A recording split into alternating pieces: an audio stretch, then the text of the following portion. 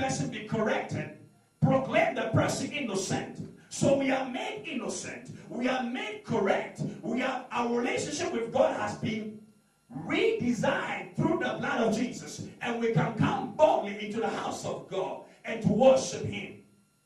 Therefore, as a righteous person, your life that you live must be led by faith. Habakkuk said, the just, the righteous, he or she, the righteous, he or she shall live by faith. Now, when we say to live by something, before you can live by something, you must have it. And therefore, I believe that we can be able to say that before we can live by faith, we must have faith. You can't live by something you don't have.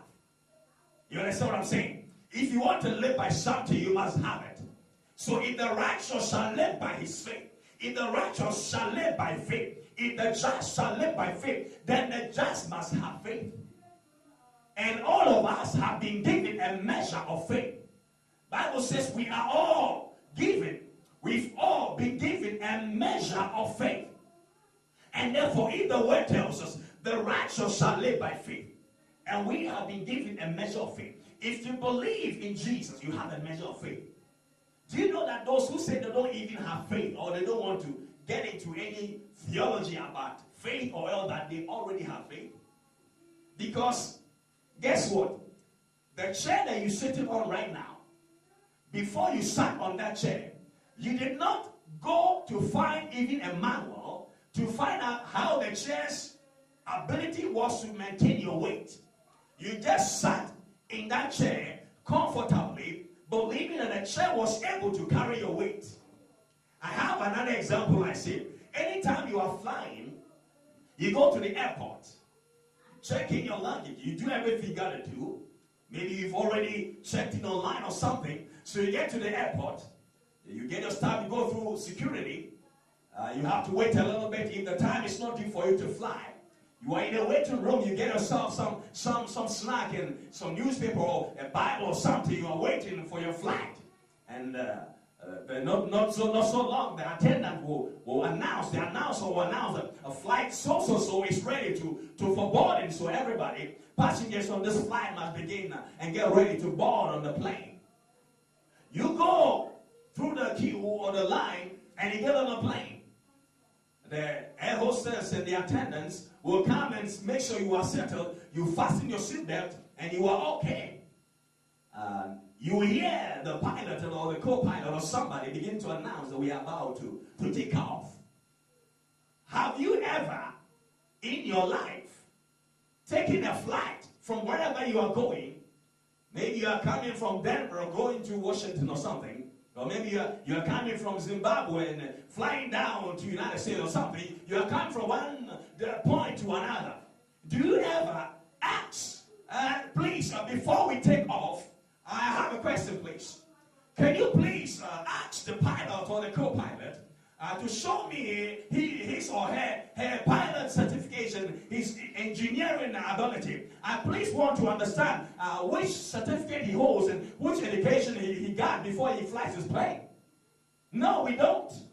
We sit down comfortably and we believe somewhere, somehow, that the person that is going to take off with this airplane with us is able to carry us from where we are in the air to our destination.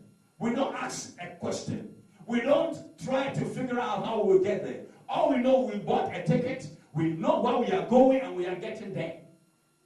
That is a demonstration of our belief, our trust in the system in which we are being carried in.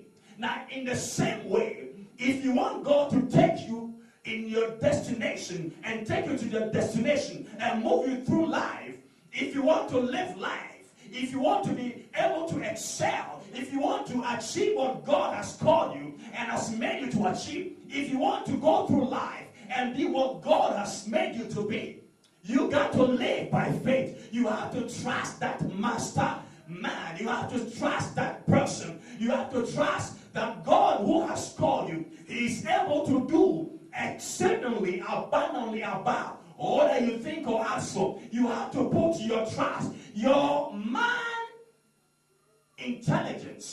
or your human ability does not question a pilot, why should we, as Christians, question God's ability?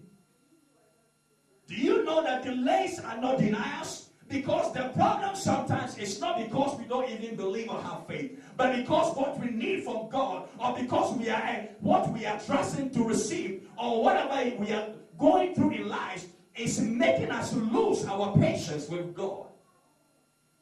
But the righteous shall live by faith. The righteous will live by faith. It is time for us to understand that as people of God, our lives that will live, the life that you live by faith. A man, a missionary actually to China by name of Fraser once said this, and I want to repeat it to you.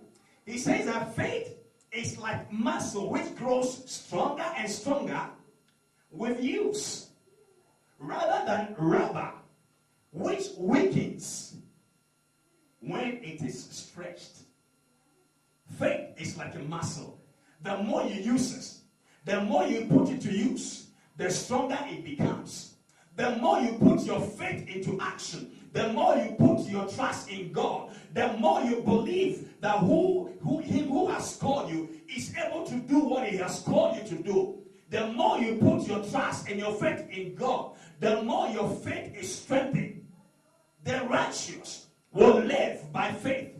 Of course, we know that Hebrew tells us that faith is a substance of things hoped for, the evidence of things that we do not see. And the NIV puts it better. That faith is what goes beyond our ability, when all our ability is out. When our own life is surrounded by nothing, we can trust God for faith to work for us. You see, the life that we will live is a life that goes beyond simple existence. Our lives goes beyond simple existence. Do you understand? Faith. When a man has faith in God, when a man puts his trust in God, when a man is living